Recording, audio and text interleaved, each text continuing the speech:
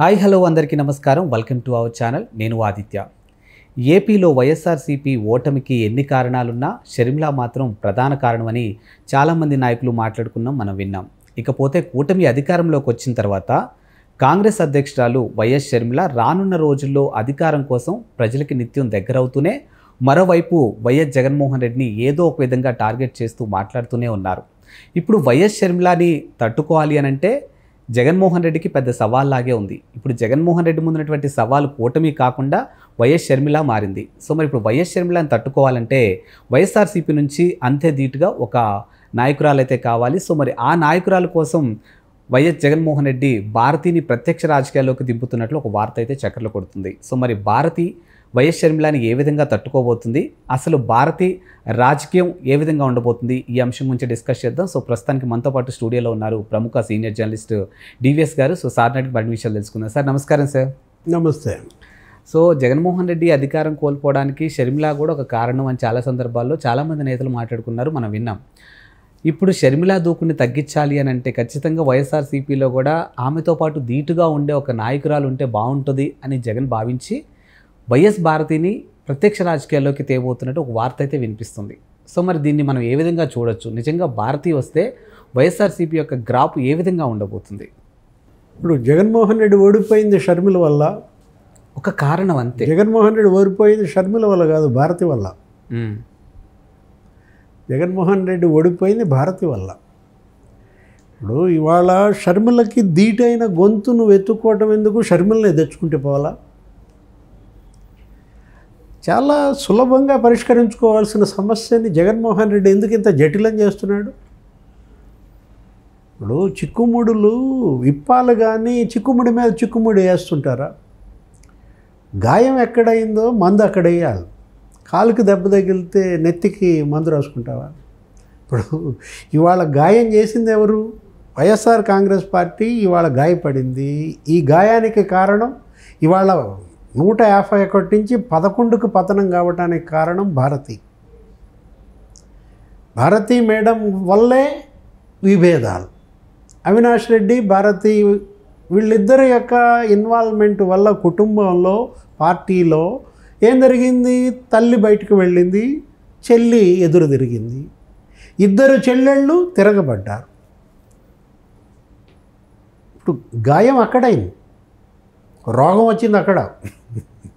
ఇప్పుడు ఆ రోగానికి మందు ఏంటి? షర్మిలే మందు. నువ్వు ఎవరిని పోగొట్టుకున్నావో వాళ్ళని తెచ్చుకో, తగ్గిపోద్ది రోగం.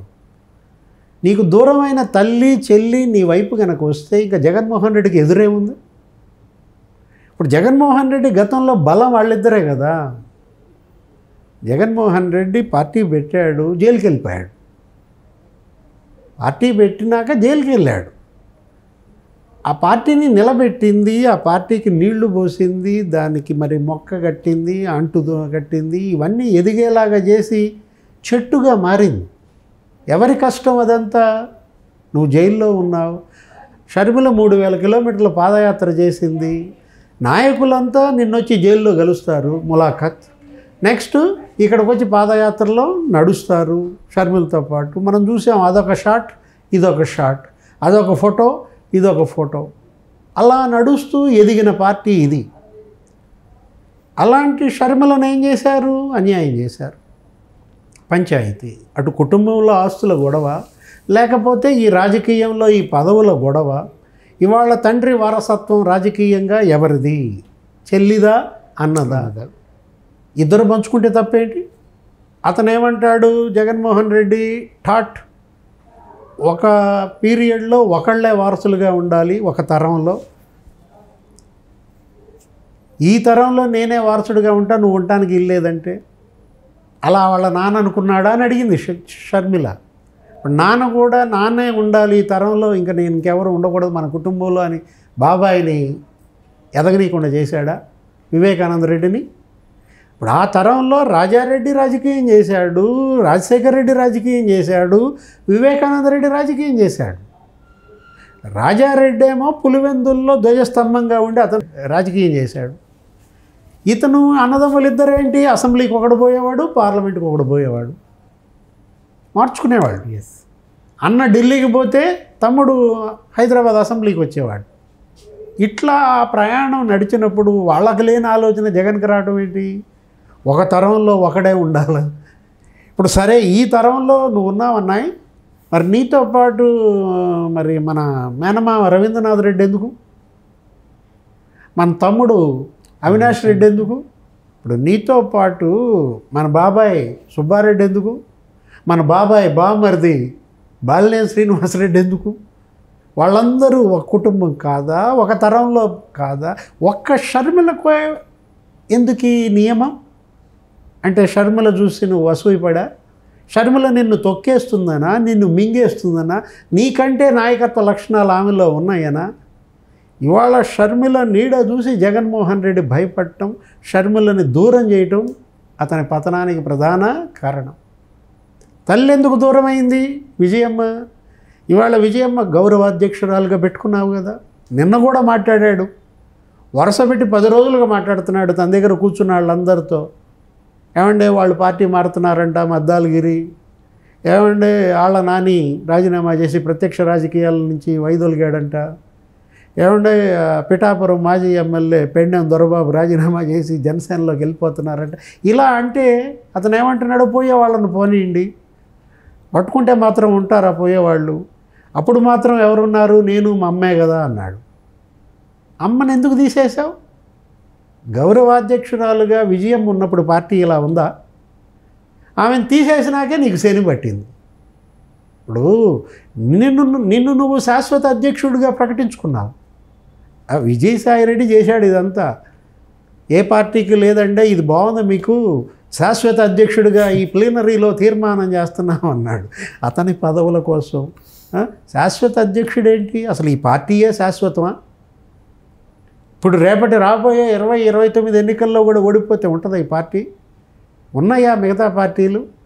ఇవాళ బీఆర్ఎస్ పరిస్థితి ఏంటి? తెలంగాణలో ఉందా ఊడిందా తెలియని పరిస్థితి. ఉందో ఊడిందో తెలియని పరిస్థితుల్లో ప్రాంతీయ పార్టీలు కొట్టుమిట్టాడుతుంటే జగన్మోహన్ రెడ్డి ఇవాళ భారతీని తీసుకొచ్చి ఆమెను ప్రత్యక్ష రాజకీయాల్లో పెట్టి షర్మిల మీదకి ఆమెని వదులుతామంటే షర్మిల ఎంజాయ్ చేస్తుంది. అదే ఆమె కోరుకునేది కూడా. ఏది ఇవాళ షర్మిల గొప్ప ప్లేయర్గా మారింది. తనకు ధీటైన ప్లేయర్ అవతల కావాలని కోరుకుంటాను. రోజా, వాసిరెడ్డి, పద్మ జంప్. విడుదల రజని అడ్రస్ లేదు, ఆమె ఏదో డబ్బులు కూడా ఎగ్గొట్టిందంట. నిన్న కూడా ఎవరో ఇచ్చారు కంప్లైంట్.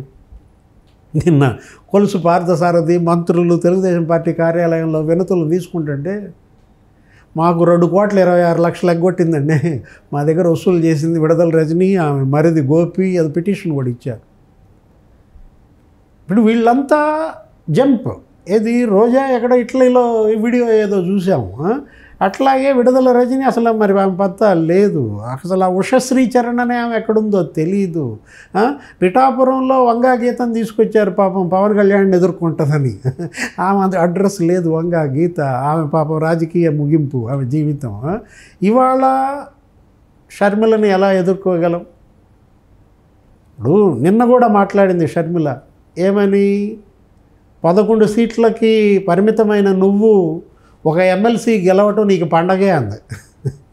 బొత్స సత్యనారాయణ ఎమ్మెల్సీ గెలవటం అనేది 11 సీట్లు పాపం ట్రాజడీ కదన్నాయి, ఇది పండగ చేసుకో అని చెప్తాంది. ఆరోగ్యశ్రీ బకాయిలు చంద్రబాబుని ఎడుతున్నావు నువ్వేం బగలు తీసావు? ఈ బకాయిలు ఈ పెండింగ్ పెట్టిందంతా నువ్వు కాదా? ఆరోగ్యశ్రీ నాన్న ఆరోగ్యశ్రీ తెచ్చాడు. పేదలకి ఇవాళ వైద్యం అందించడం కోసం తెచ్చిన పథకం అది. యాక్చువల్గా ఆ పథకం మందాకృష్ణ పుణ్యం. అప్పట్లో మందాకృష్ణ ఏదో హార్ట్ డిసీజ్ ఉన్న పేషెంట్లు, చిన్న చిన్న పిల్లలు ఇబ్బంది పడుతున్నారు, గుండెలో చిల్లు అని చెప్పి అతను ఏం చేశాడు? ఒక పెద్ద పోరాటం చేశాడు. మొత్తం ఆ పిల్లలందరినీ వేసుకుని అప్పుడు సెక్రటేరియట్ పడ్డాడు.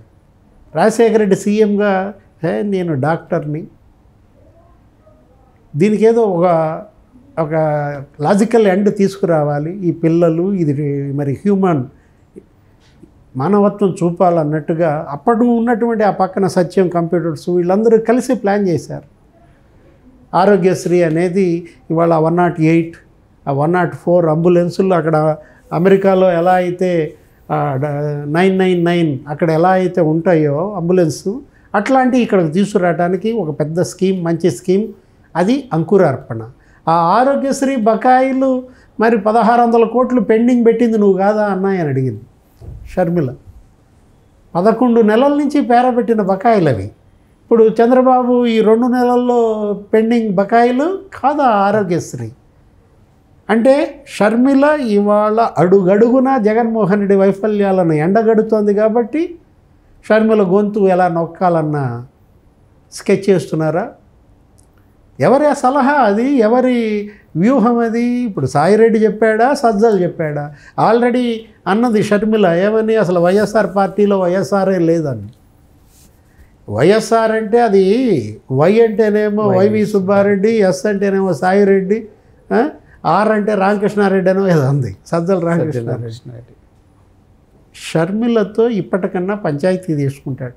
తెలుగులో అడిగితే జగన్మోహన్ రెడ్డి కుటుంబంలో పెద్దల్ని పిలిపించుకొని తల్లిని పెట్టుకుని చెల్లికి ఇవ్వాల్సింది ఇచ్చి అటు సునీతతో రాజీ ఇటు షర్మిలతో రాజీ పడితే తప్ప ఈ పార్టీ బతకదు. జగన్మోహన్ రెడ్డి మళ్ళా అధికారంలోకి రాలేడు. ముందు ఎక్కడ పోగొట్టుకున్నావో అక్కడ ఎతుక్కో. నువ్వు పోగొట్టుకున్నది బెడ్రూమ్లో అయితే కిచెన్లో ఎతుకుతావా? పోయి బెడ్రూమ్లో ఎతుక్కోమనండి, భారతీ మేడం దగ్గర ఎతుక్కోమనండి. ఆమె వల్లే పోగొట్టుకున్నాడు కాబట్టి మరి ఆమెను ప్రత్యక్ష రాజకీయాలు తీసుకురావటం కాదు, ఆ పంచాయతీ ఏదో తేల్చండి. విజయమ్మ, భారతి, షర్మిల పంచాయతీ తేల్చి సునీతకు న్యాయం చేస్తే వైఎస్ఆర్ కాంగ్రెస్ పార్టీ మళ్ళా 151కి వెళ్తుంది.